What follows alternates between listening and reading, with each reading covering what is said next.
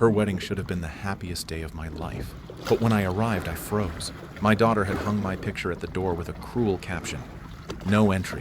The message was clear. I wasn't a father in her eyes anymore.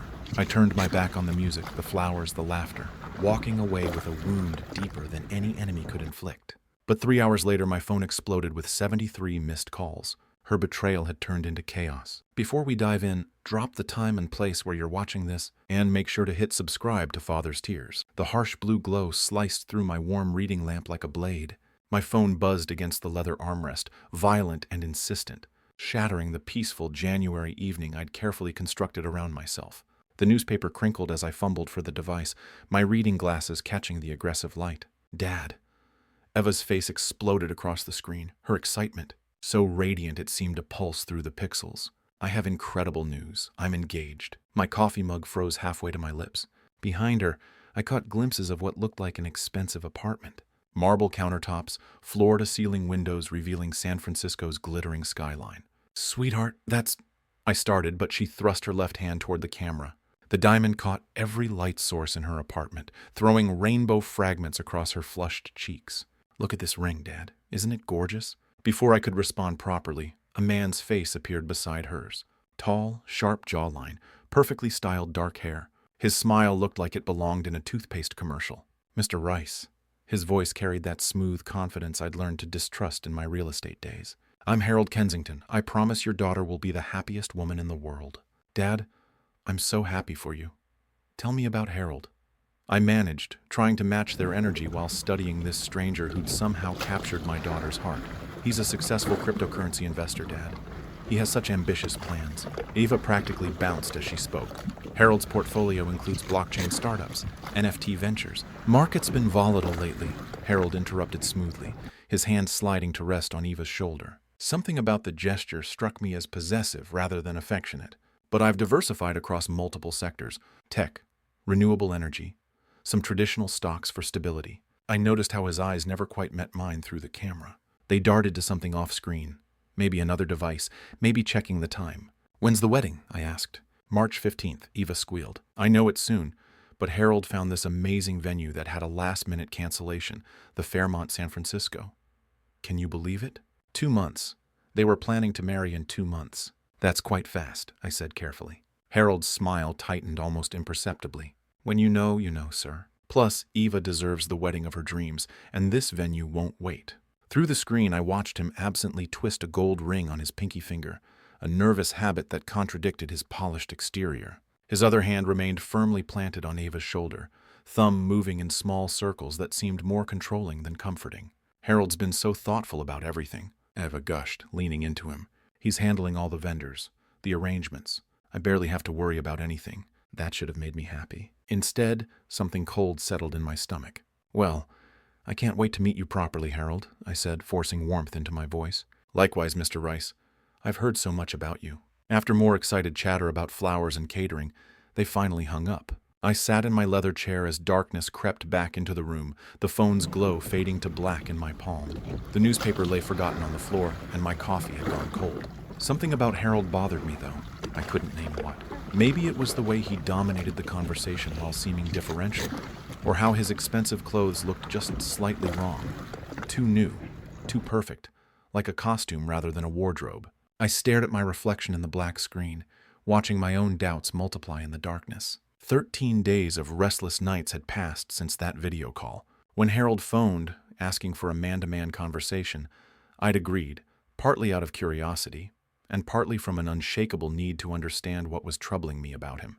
The cafe in Manhattan's Upper East Side was exactly the kind of place I'd expect Harold to choose. Understated wealth, marble tables, the sort of discretion that comes with $50 entrees. I spotted him in a corner booth, somehow managing to look nervous despite his perfectly pressed navy suit. Mr. Rice, thank you for coming. He stood to shake my hand, his grip firm but slightly damp. Please sit. Can I order you something? Coffee's fine. I studied his face as we settled across from each other. In person, the polished charm seemed more fragile, like expensive veneer over cheap wood. How are the wedding preparations going? I asked. Wonderful. Actually, that's part of why I wanted to speak with you. He fidgeted with his coffee cup, rotating it precisely 90 degrees. Can I trust you with something confidential? Of course, I said, though every instinct screamed otherwise. Harold leaned forward, lowering his voice to a conspiratorial whisper. My investments are temporarily frozen due to market conditions. Nothing serious. Regulatory review of one of my crypto funds should resolve within 6 months. But, he paused, letting out what sounded like a practiced sigh. Eva dreams of a fairy tale wedding, and I can't bear to disappoint her. I watched his eyes as he spoke. They focused on a point just over my left shoulder, never making direct contact. The venue requires full payment up front, he continued. Flowers, catering, everything.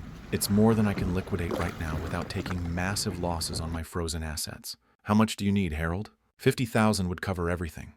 I'll return every cent by year's end, I promise, with interest, of course. He reached into his jacket and pulled out what looked like official documents. These show my portfolio value, over $2 million in assets, just temporarily inaccessible. The papers looked legitimate, full of official seals and legal language I didn't understand, but something about the way he'd produced them so smoothly, like a magician revealing a planted card, made my skin crawl. Mr. Rice, I know how this must sound, but I love your daughter more than anything in this world. I just want to give her the perfect beginning to our life together. He was good, I had to admit.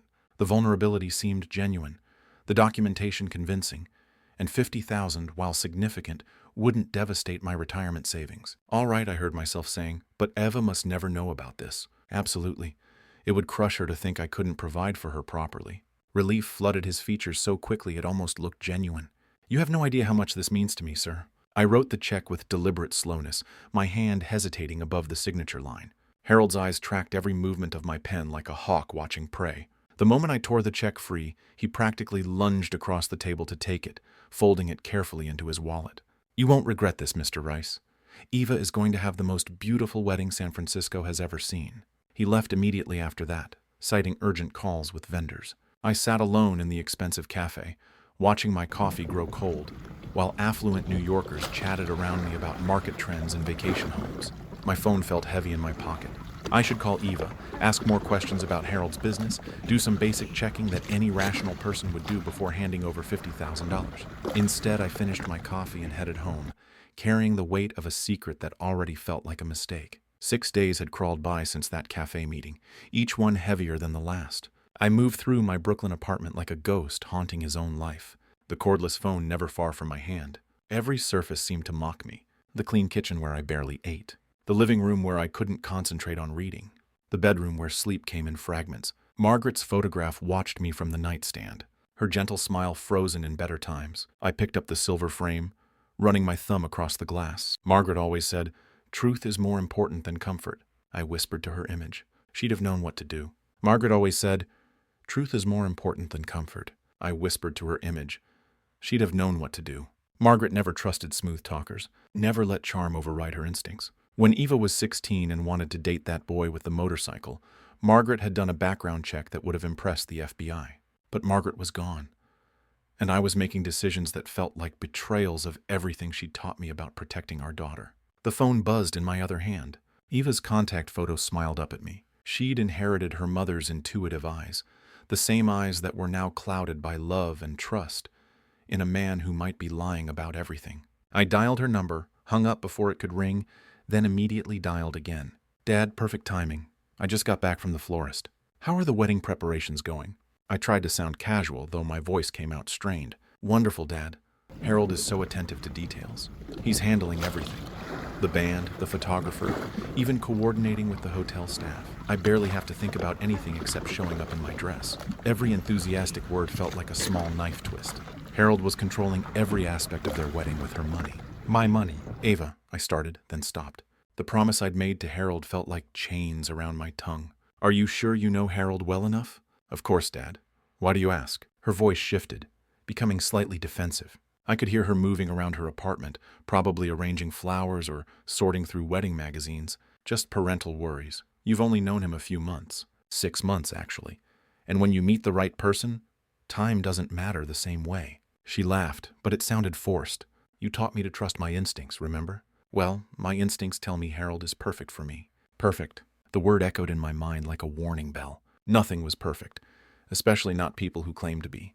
I'm sure you're right, sweetheart. I can't wait to dance with you at your wedding. After we hung up, I sat at my kitchen table and pulled out the leather journal Margaret had given me years ago. Most of the pages remained blank. I'd never been much for writing down thoughts. Tonight felt different. I needed to record this decision. This moment when I chose Harold's promise over my own protective instincts. February 9th, 2025. Gave Harold $50,000 for wedding expenses. Eva doesn't know. Something feels wrong, but I made a promise. Margaret would say, "I'm being a fool," but sometimes being a good father means trusting your daughter's choices, even when they scare you. I closed the journal and returned it to the drawer. Outside my window, Brooklyn hummed with evening life. Couples walking home from dinner, families heading to late movies, the comfortable rhythm of ordinary people living ordinary lives. For the first time in decades, I envied them their simple problems. The wedding was 5 weeks away. 5 weeks for Harold to prove my suspicions wrong, or for me to discover just how badly I'd misjudged the man who wanted to marry my daughter. I turned off the kitchen light and headed to bed, carrying Margaret's photo with me. If I was making a mistake, at least I wouldn't make it alone. 3 days had passed since I'd written those words in Margaret's journal. Now I stood outside Le Bernardin, San Francisco's temple to French cuisine, watching through floor-to-ceiling windows as Harold and Eva laughed over champagne flutes. The morning flight from JFK had left me jet-lagged and hollow-eyed, but I'd managed to shower and put on my best suit, a navy Brooks Brothers that suddenly felt cheap under the restaurant's crystal chandeliers. "Dad." Eva bounced toward me in a flowing emerald dress that probably cost more than my monthly mortgage. Her engagement ring caught every light in the room as she wrapped me in a hug that smelled like expensive perfume and happiness. Harold rose slowly from their corner table. His movements are calculated and predatory. The suit he wore, charcoal wool with subtle pinstripes, looked like it belonged in a magazine spread. My $50,000 had been put to good use. "Mr. Rice, so wonderful to see you again." His handshake lingered too long, his thumb pressing against my knuckles with unnecessary force. "Please sit." Harold gestured to the chair across from them, but somehow positioned himself so he commanded the best view of the dining room. I took the liberty of ordering wine, a chassagne montrachet that pairs beautifully with their seafood. Before I could respond, he was signaling the sommelier, launching into a detailed discussion about tannins and oak aging that left me feeling like a tourist in my own daughter's life. "The menu changes seasonally," Harold continued, not bothering to hand me the leather-bound folder. "But I recommend the John Dory, unless you prefer something more traditional." The word traditional dripped with condescension. "Dad's actually quite adventurous," Eva said, reaching across to squeeze my hand. "Remember when you tried that sushi place in Chinatown?" "Mr. Rice, do you still use a checkbook?" How authentic. Harold's smile never wavered, but his eyes glittered with malice. I felt my jaw tighten. Sometimes the old ways work best. Of course. Though I imagined keeping track of expenses must be challenging without digital banking. He leaned back in his chair, one arm draped possessively around Eva's shoulders. "Eva, your father probably remembers when Bitcoin cost pennies, don't you, sir?" "Harold, maybe we should discuss something else." I tried to keep my voice level. "Of course. Sorry. I forget not everyone adapts so quickly to new realities." He turned to Eva with theatrical concern. "Sweetheart, should we explain cryptocurrency basics, or would that be overwhelming?" Eva giggled. Actually giggled like I was some doddering grandfather who needed protection from modern concepts. The waiter appeared with our first course, an elaborate arrangement of scallops that Harold dissected with surgical precision while explaining market volatility to Eva. Every few minutes he'd toss me a bone. "You might find this interesting, Mr. Rice," before diving back into jargon designed to exclude me. "Harold, you're so smart." Eva gazed at him with pure adoration. "Dad, you're lucky to have such a son-in-law." When the check arrived, Harold made a grand show of producing a Black American Express card, waving away my attempt to contribute with magnanimous dismissal. "Please, Mr. Rice, this is my treat after all." His eyes met mine with calculated cruelty. "I can certainly afford it." Outside, I climbed into a taxi while Harold helped Eva into his Tesla. Through the rear window, I watched him kiss her forehead with tender possessiveness, his laughter carrying across the evening air like a victory song. My fists clenched in my lap as the city lights blurred past. Something was very, very wrong with Harold Kensington. Sleep was impossible. I lay in my generic hotel bed until 11:30, replaying every smirk, every calculated insult, every moment Harold had made me feel small in front of my own daughter. Finally, I gave up and moved to the cramped desk, still wearing my wrinkled dinner shirt and loosened tie. The hotel's Wi-Fi password was taped to the lamp base. I opened my laptop and stared at the search bar, unsure where to begin. Harold Kensington, I typed. The first page showed LinkedIn profiles and some tech blog mentions, all consistent with his story. Too consistent. I scrolled deeper, adding San Francisco to narrow results. Page 3 yielded something different. A business registration for Kensington Digital Ventures filed just 6 months ago. The address was a UPS store. I tried Harold Kensington fraud. The screen flickered, then filled with court documents. Los Angeles County Superior Court. Case number CV 2024-7891. Harold James Kensington, defendant in a civil lawsuit for misappropriation of funds, identity theft, and investment fraud. Court case in Los Angeles. Investment fraud, I whispered to the empty room. My hands trembled as I clicked through pages of legal documents. The plaintiff was a woman named Rebecca Martinez, age 31, who'd given Harold $180,000 for what she believed were cryptocurrency investments. The photo showed a pretty brunette with trusting eyes that looked remarkably like Ava's. I searched Harold Kensington, Los Angeles victims. More cases emerged. Sarah Chen, $95,000. Jennifer Walsh, $240,000.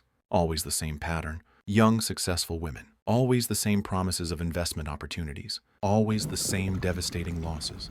Harold Kensington accused of misappropriating $200,000. I read aloud from a news article, my voice cracking. But it was the photo gallery that made my blood freeze. Harold with Rebecca at what looked like an engagement party. Harold with Sarah at a romantic dinner. Harold with Jennifer, her left hand prominently displaying a diamond ring identical to Eva's. I spent the next 4 hours printing everything. Court filings, news articles, victim testimonies, police reports. The hotel's business center printer worked overtime as I built a fortress of evidence around my laptop. Each document revealed new horrors. Harold had used at least 3 different last names: Kensington, Morrison, and Richards. He specialized in targeting women through dating apps, crafting elaborate personas as a successful entrepreneur.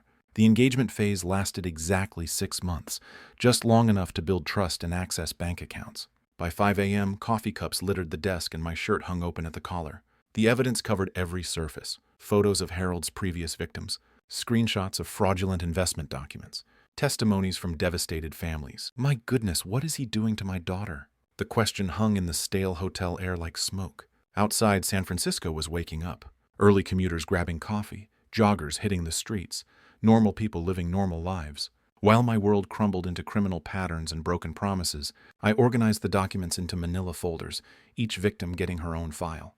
Rebecca's folder was thickest. She'd fought Harold in court for 2 years before giving up. Sarah had tried to warn other women online until Harold's lawyers silenced her.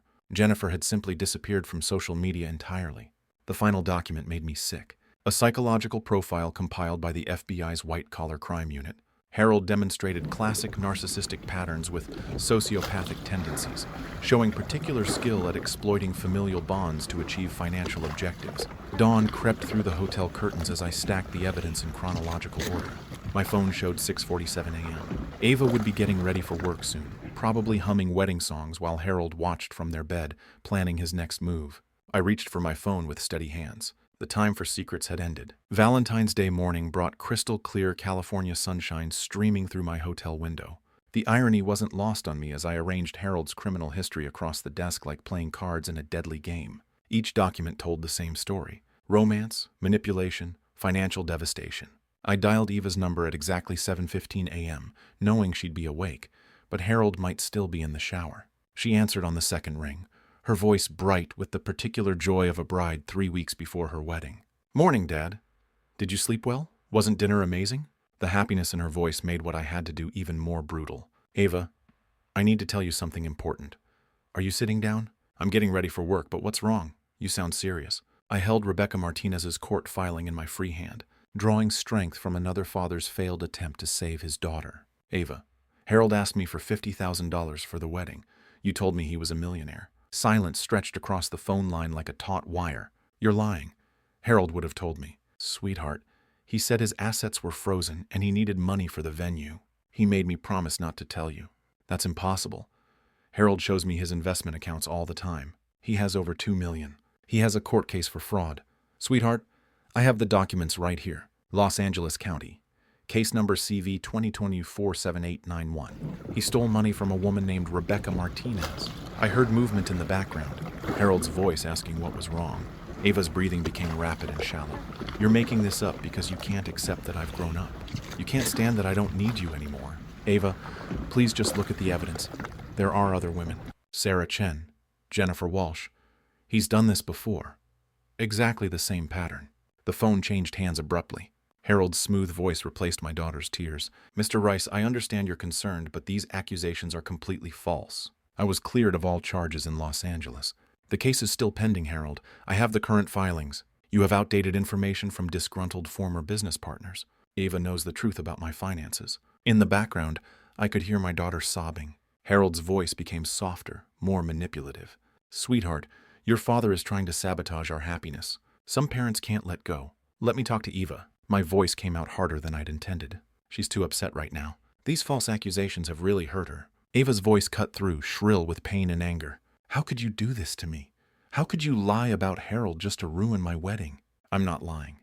There are photos of him with other women, engagement rings identical to yours. Enough. You can't accept that I found someone who loves me for who I am, not who you want me to be. I tried one more time, my voice breaking. Ava, please just look at the evidence before you marry him. I'm sending everything to your email right now. Don't come to my wedding. I'm serious. You've chosen to believe lies over your own daughter's happiness. The line went dead. I sat staring at my phone screen, the evidence scattered around me like the remains of a relationship 28 years in the making. Through the hotel window, couples walked hand in hand toward Valentine's Day brunches, oblivious to the war being fought in room 412. The email I'd promised to send remained unsent, my finger hovering over the keyboard. Harold had won this round, turning my protection into persecution, my love into control. But fathers don't give up easily. 1 month had crawled by since that Valentine's Day phone call. 31 days of wandering through my Brooklyn apartment like a ghost haunting his own life. The evidence folders sat untouched on my kitchen table, their manila surfaces now warped from coffee rings and the humid breath of my sleepless nights. Every morning began the same way, checking my phone for messages that never came, staring at Eva's contact photo until my eyes watered. The stack of unfinished letters on my desk had grown thick, apology attempts that started with "Dear Ava" and ended with crumpled paper in my wastebasket. Margaret's photograph watched me from the mantel as I pulled out Harold's court documents for the 100th time. Maybe I'd been too hasty, too suspicious. The internet could lie, couldn't it? Photos could be manipulated, court records misinterpreted. Maybe I'm too suspicious. She's a grown woman, I whispered to the empty room. My neighbors had started leaving concerned voicemails. Mrs. Patterson from downstairs mentioned I looked thin. The mailman asked if I was traveling, noting the pile of uncollected mail. Even my doctor's office called about a missed appointment I couldn't remember scheduling. But today was different. Today was March 14th, and tomorrow my daughter would marry Harold Kensington with or without my blessing. I lifted Margaret's silver frame, tracing her smile with my thumb. Margaret, what would you do? Her gentle eyes seemed to whisper what I needed to hear. Sometimes love means letting go. Maybe the court documents were fabricated. Maybe those other women had lied.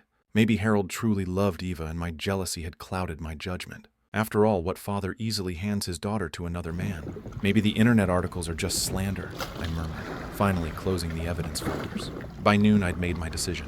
I would attend the wedding, offer my blessing, and try to rebuild what I'd broken with my accusations. The expensive jewelry store on Fifth Avenue welcomed me like an old friend. I'd bought Margaret's engagement ring there 30 years ago. The wedding gift I selected cost more than most people's cars, a vintage Cartier necklace with diamonds that caught light like captured stars. The saleswoman wrapped it in ivory silk with a card that simply read, "For my daughter on her wedding day. All my love, Dad." At JFK Airport, I sat with the gift carefully balanced on my lap, rehearsing the apology speech I'd memorized during the flight to San Francisco. I would tell Eva I'd been wrong, that Harold seemed like a good man, that I only wanted her happiness.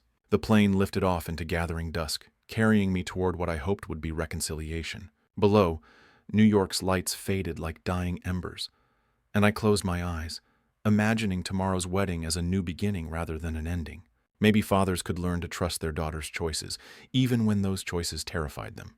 The Fairmont San Francisco rose before me like a wedding cake made of marble and crystal, its facade draped in elegant banners announcing the Rice Kensington celebration. I stepped from the taxi, clutching Eva's gift, my heart hammering against my ribs as I adjusted my best navy suit, the same one I'd worn to walk her down the aisle at her college graduation. Wedding guests flowed through the hotel's entrance in streams of silk and laughter, their voices mixing with the gentle sound of a string quartet warming up somewhere inside.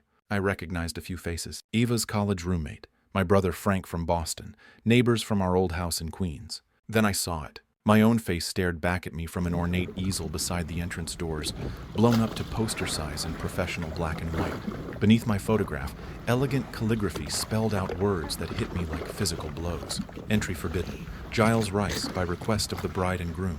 The wedding gift slipped in my suddenly nerveless fingers. Other guests slowed their approach, reading the sign with uncomfortable curiosity before hurrying past. A few shot me sympathetic glances, recognizing the man in the photograph standing frozen on the sidewalk. "Excuse me, sir, but you're not expected here." A security guard materialized beside me, his voice professional but not unkind.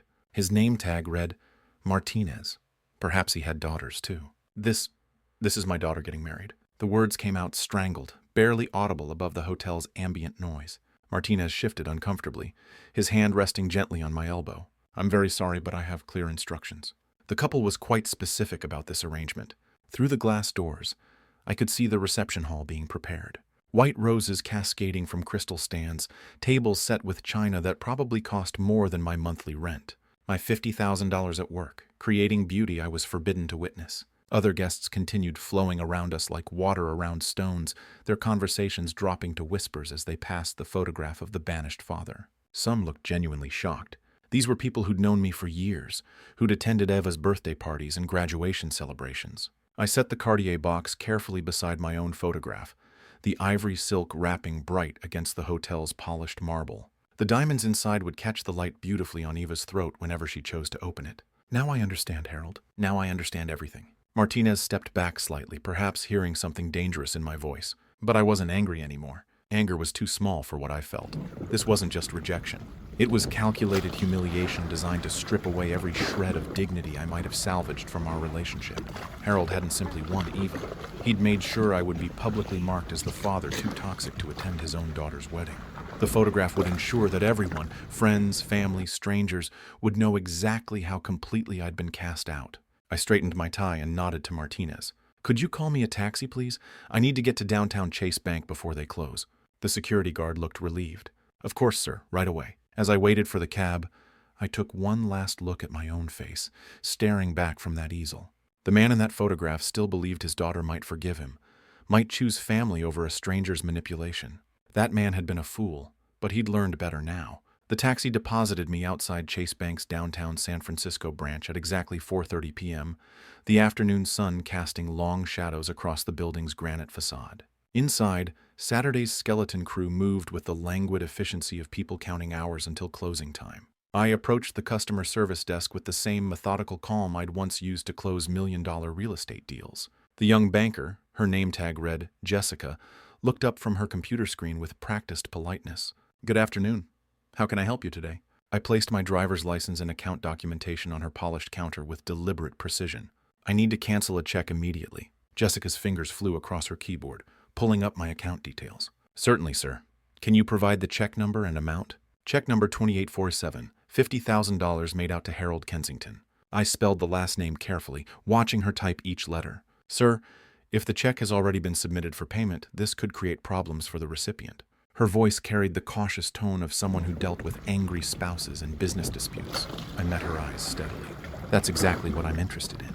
Understanding flickered across her features. She'd seen this scenario before. Betrayed business partners, cheating spouses, family feuds that ended in financial warfare. She pulled out the official stop payment forms without another word.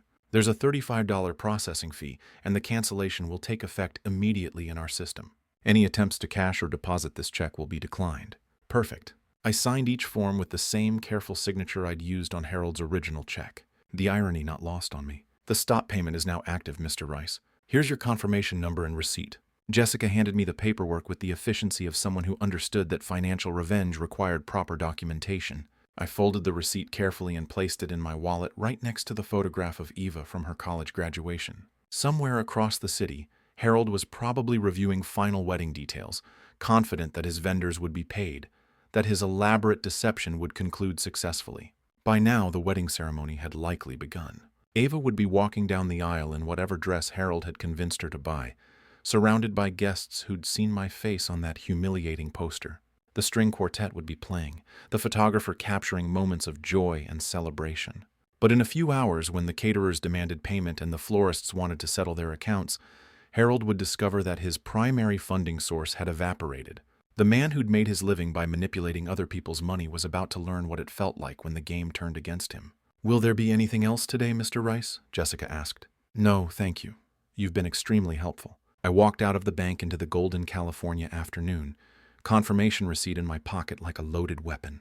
Behind me, the electronic systems were already updating, marking check 2847 as void, preparing to embarrass Harold in front of every vendor and guest at his stolen wedding.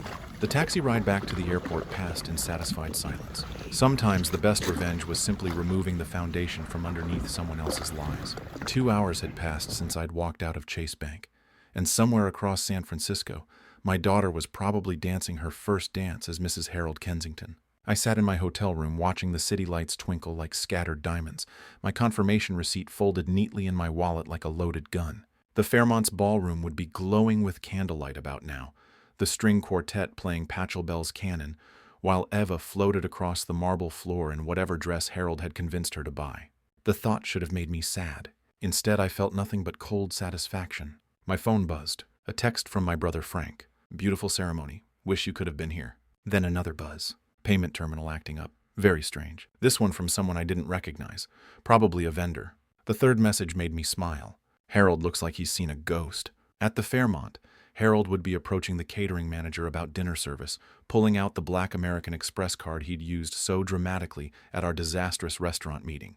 The same card that would now decline with the harsh electronic beep of insufficient funds.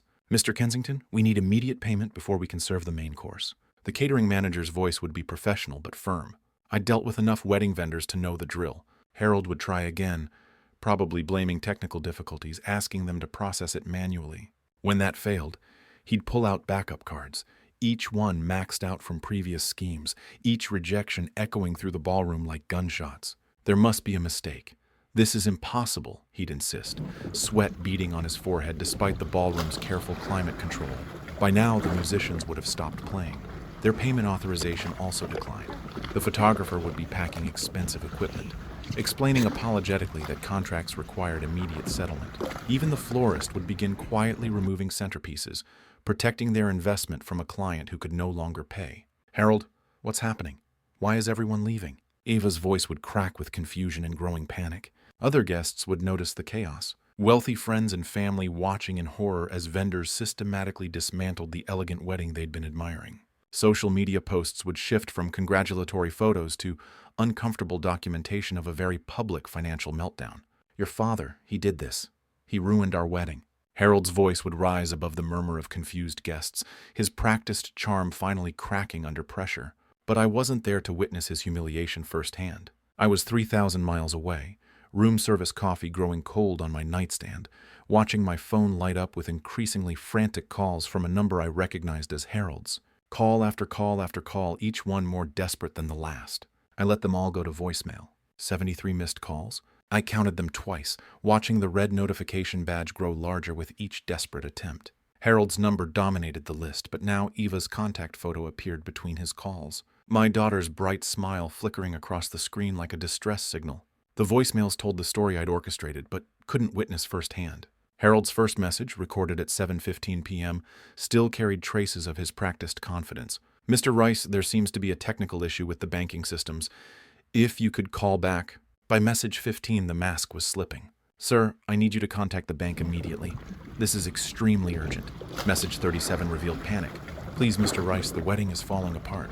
There's been some terrible mistake." I poured myself a scotch from the hotel's minibar and settled into the leather armchair by the window. Manhattan's lights sparkled below, while across the country, Harold's carefully constructed world crumbled in real time. The messages grew increasingly desperate. Background noise revealed the chaos. Vendors arguing, guests murmuring, the hollow echo of a ballroom being systematically stripped of its magic. Harold's voice cracked as he begged, threatened, and finally confessed. "I know what you think happened, but I can explain everything. The money? Yes, I needed help, but I was going to pay you back. Please, your daughter is crying." Message 68 changed everything. Instead of Harold's frantic pleading, I heard Ava's voice, broken and small. "Dad, please come back." Harold confessed everything. I set down my scotch and stared at the phone. This was the moment I'd been waiting for, but hearing my daughter's tears made my chest tight with pain I hadn't expected. The 74th call came at 9:43 p.m. This time I answered. "Dad." Ava's voice was barely a whisper. "Everything? What exactly did he tell you? About the money, about his debts, about the other women?" Each word came out like broken glass. "You were right about everything. The court cases, the lies, all of it. Through the phone, I could hear Harold in the background, his voice high and desperate. She doesn't understand. I love her. The money doesn't matter.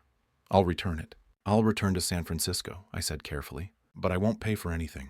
After everything that happened, the photo, the humiliation, I won't be writing any more checks. Understood, Dad. Just please be here. I need you. Pack your things, sweetheart. We'll figure out the rest tomorrow. After I hung up, I booked the red-eye flight back to California. Outside my window, New York slept peacefully, unaware that 3,000 miles away, justice had finally found Harold Kensington. Sometimes the best revenge was simply letting someone reveal their true nature, when the pressure became too much to bear. 3 months later, summer heat shimmered off Brooklyn's sidewalks as I heard familiar footsteps climbing the stairs to my apartment. Through the peephole, I saw Eva standing in the hallway with 2 worn suitcases, her face gaunt but determined, looking more like my daughter than she had in over a year. I opened the door before she could knock. Dad, forgive me. You were right about everything. The words tumbled out as she collapsed into my arms the same way she had when she was 7 and fell off her bicycle. Sweetheart, you're my daughter. We'll get through this together. I guided her to the couch, the same leather furniture where this nightmare had begun with that January video call. How different everything looked now. The evidence folders were gone, filed away with the FBI, but Margaret's photograph still watched over us from the mantel. He took almost everything. My house, savings, even my grandmother's jewelry. Ava's voice shook with exhaustion and shame. After the wedding fell apart, he became desperate. Started forging my signature, accessing accounts I didn't even know he'd found.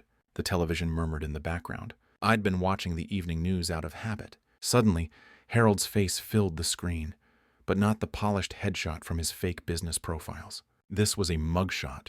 His hair disheveled, his practiced smile replaced by the hollow stare of someone whose schemes had finally caught up with him.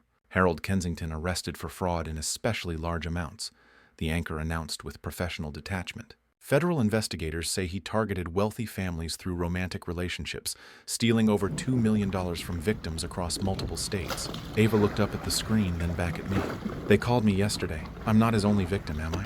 Rebecca Martinez, Sarah Chen, Jennifer Walsh. I named the women whose photographs I'd printed in that San Francisco hotel room. You weren't his first, but you'll be his last. The news continued with details that validated every instinct I'd had about Harold. Multiple identities, forged investment documents, a pattern of targeting successful women through dating apps, then systematically draining their assets over 6-month periods. Harold will answer for this. Justice will be restored, I said, pulling my daughter closer. The federal investigation had moved swiftly once Harold's house of cards collapsed. My evidence from that sleepless night in February had provided the initial roadmap, but Harold's desperation after the wedding had led him to make increasingly reckless moves. When you've built your life on lies, the truth has a way of surfacing when you least expect it. I testified at the grand jury last week, Eva said quietly. He's looking at 15 to 20 years. Outside, Brooklyn hummed with its familiar evening rhythm. Normal families were finishing dinner, helping children with homework, living the simple, honest lives I'd envied during my darkest moments. What now? Eva asked. I looked around the apartment that had sheltered me through the worst crisis of my life. Then at my daughter, older, wiser, scarred, but not broken. Now we rebuild together. Margaret's photograph seemed to smile approvingly from the mantel. Sometimes protecting the people you love means making difficult choices, even when they hate you for it. But love endures. Truth prevails. And justice, when it finally comes, tastes sweeter than any revenge. Thank you for staying with me through this story. Life isn't easy, and if you're going through something, please remember, you're not alone. I wish you peace and good health, so you can be here for many more stories to come. Don't forget to subscribe to Father's Tears. We'll meet again in the next video.